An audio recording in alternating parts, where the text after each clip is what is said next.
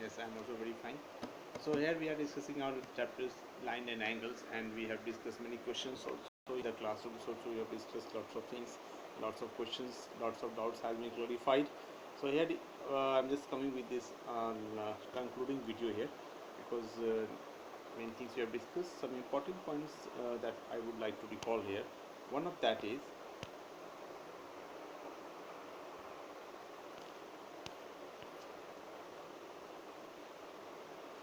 what are parallel lines. Okay, topic is what are parallel lines. Okay, so we are knowing that that do not meet with each other, those lines are called parallel lines. Okay, in that we have discussed about the transversal. Okay, we have discussed about that.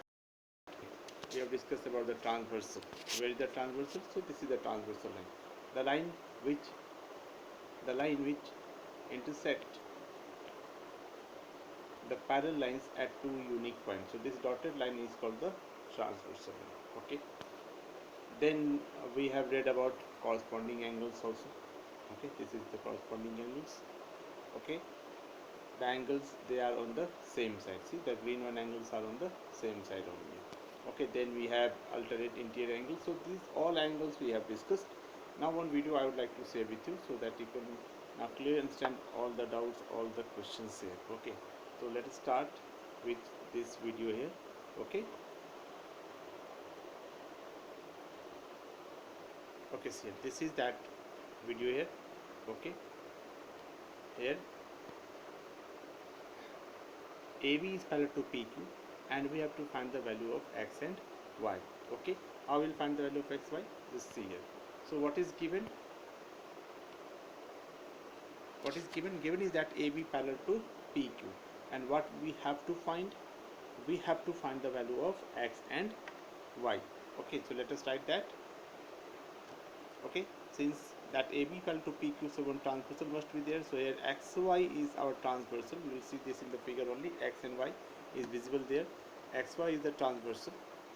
Okay, and we have to find the value of X degree and Y degree. That is angle ZFQ, that is Y degree, and angle EZF is the X degree. Okay, how will find? Let us see that. So first of all, we'll use the properties of parallel lines.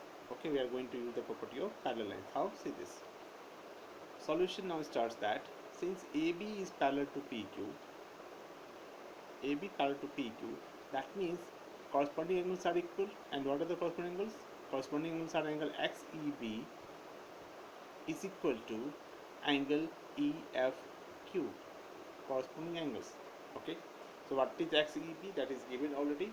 That is equal to 75 degree. This angle has been given 75 degree.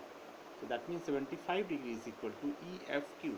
So EFQ is our 25 degree plus Y degree. So we can easily now find the value of Y, that is equal to 75 degree minus 25 degree is equal to 50 degree. Okay, so we have found the angle Y here. One angle we have found. Now we are going to find the second angle, that is angle X here. Okay, how? Just see this.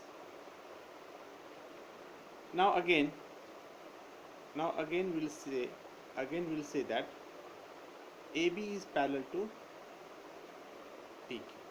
Okay, we have to use that only one property, that AB is parallel to PQ.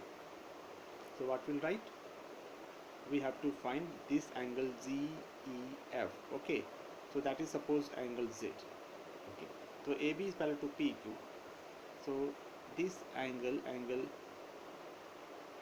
BEF plus angle EFQ is equal to 180 degree. The reason is consecutive interior angles, or we can say co-interior angles, and angle ZEF will consider as angle Z here. Okay, so now we are going to complete our solution here. Okay, so angle BEF can be written as 20 degree plus angle Z. plus 25 degree plus and y degree, that is equal to 180 degree because of co-interiors. 20 degree plus 25 degree and y is equal to 50 degree, so that is equal to 180 degree. So we can write here z degree plus 95 degree is equal to 180 degree. That means z degree is equal to 85 degree. Okay, z degree is equal to 85 degree. So we have found our one angle, that is 85 degree, that is angle z. Now what?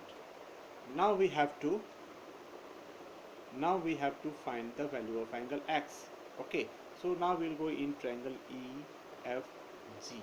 Okay, so we're going to in triangle EFG. So angle z plus 25 degree plus angle x is equal to 180 degree. The reason is the total sum of the angles of a triangle is 180 degree. So we'll use that property only. So now angle z we have found. Okay, so that was 85 degree. 25 degree, is that 25 degree only?